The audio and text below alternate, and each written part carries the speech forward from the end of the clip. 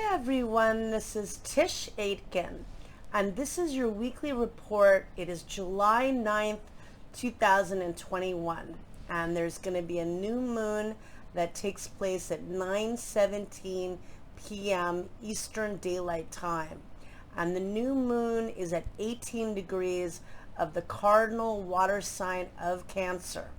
The moon rules the sign of Cancer, and it loves being in Cancer. It's very much about getting your needs met, about focusing on home and sustenance and security and being with those that you love, and really on focusing on getting your needs met.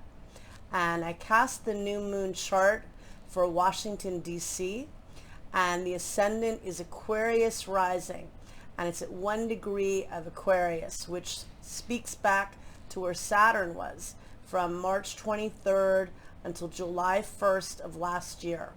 And Saturn in Aquarius is setting the tone for all of us in this new age of Aquarius, where we're really anchoring a whole new world of inventiveness and community and innovation. And we're going to achieve it through the chaos that wakes us up to the brilliance each of us is capable of. But it's been a very disruptive few months. We've had Mercury transiting in Gemini, where it loves to be. It's been in its dignity since May 3rd, and it actually exits the sign of Gemini on July 11th at 4:35 p.m. Eastern Daylight Time, and it will finally leave Gemini. It's been there for more than 2 months, and although it's brilliant in Gemini and it's excellent for networking and communication, it's been very tricky in the last couple of months because we were in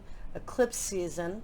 Mercury was out of bounds for most of May, which means it acts as if it were a retrograde. Then Mercury did retrograde on May 29th at 24 degrees of the mutable air sign of Gemini.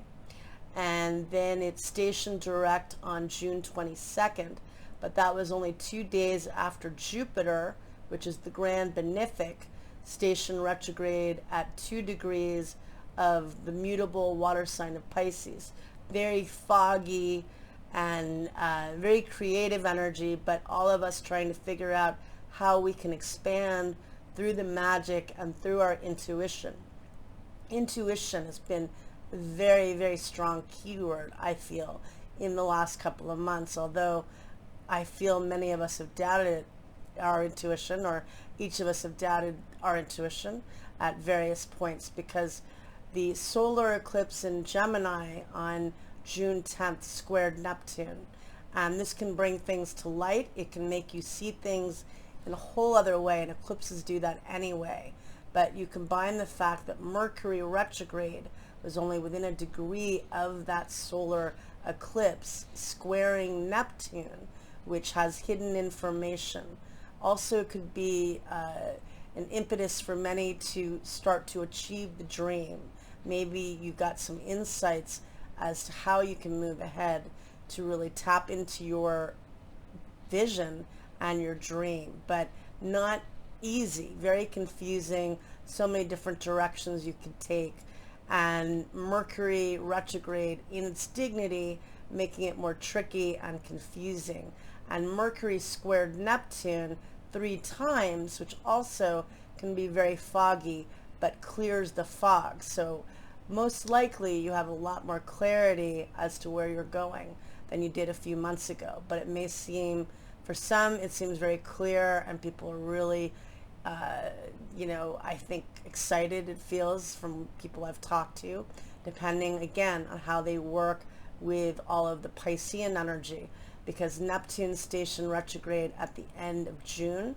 On the 30th, it stationed retrograde at 23 degrees of the mutable water sign of Pisces. So both Jupiter and Neptune stationed retrograde within 10 days of one another. And then you add to the fact that Mercury is finally leaving Gemini, where it's been for more than 2 months, telling a lot of tales, and again so involved in the solar eclipse, which is ruled by Mercury. Mercury rules the signs of Gemini and Virgo. So again, so much information and so many turning points for many in the past week, because Mars opposed Saturn on July 1st.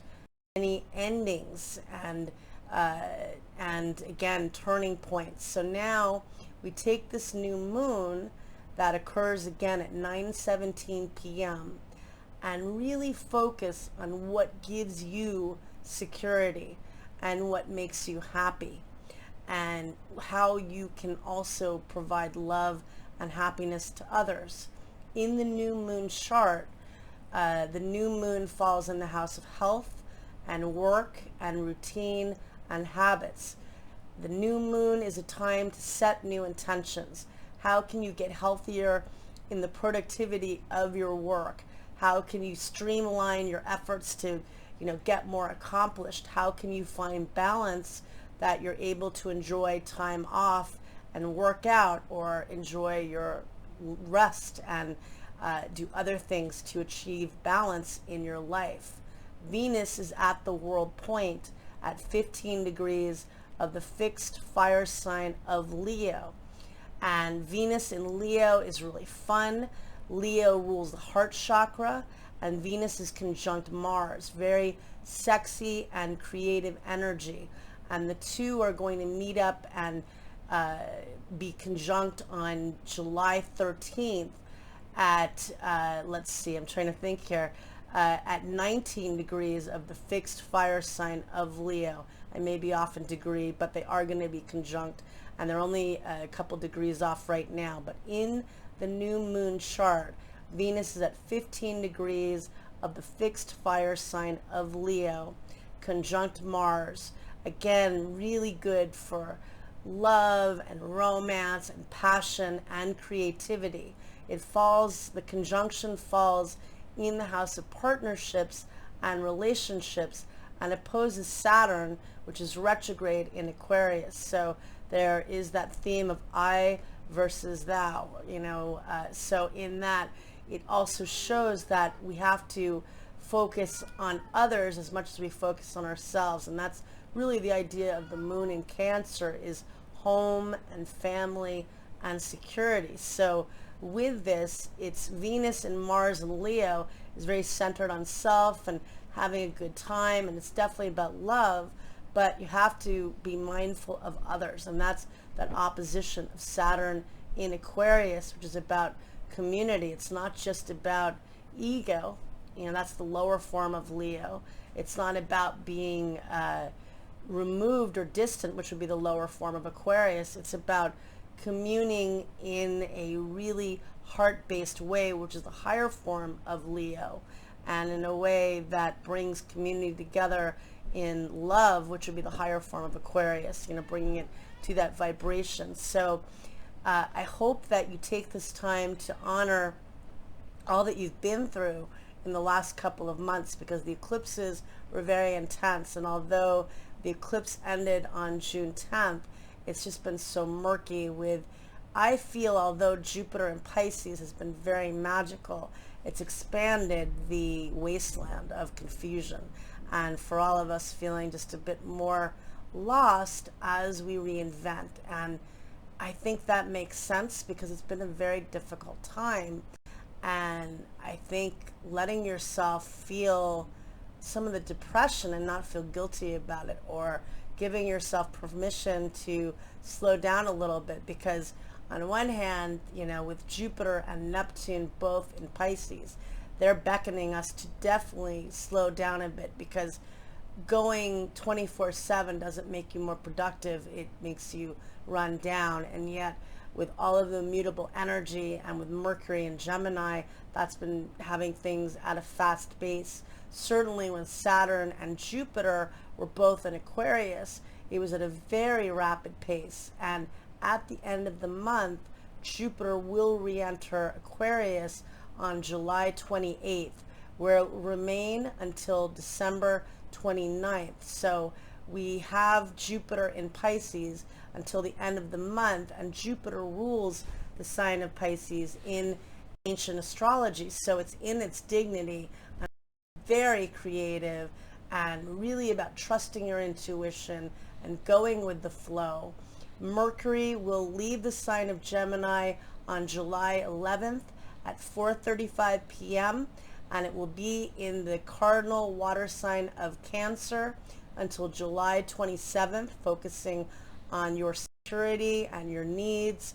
On July 12th, Mercury trines Jupiter in Pisces, and that's really beautiful energy for manifesting and for networking and for tapping into optimism and hope. And then on July 15th, the Sun in Cancer forms a beautiful trine to Neptune in Pisces, and that is about tapping into the dream and compassion and empathy. So those will be beautiful aspects with Mercury moving ahead. And with this new moon chart, really focus on what gives you security and how you can provide that for the people you love, but also tap into the fun and, you know, the creativity and passion of Venus and Mars in Leo. And they will meet up in a few days and be conjunct and bring us a vision of fun and passion and lust for life, which we all need to get us through this. So I wish you a lot of luck and happy new moon. Set intentions, do the law of abundance, cleanse your crystals, and I will talk to you soon. Thank you.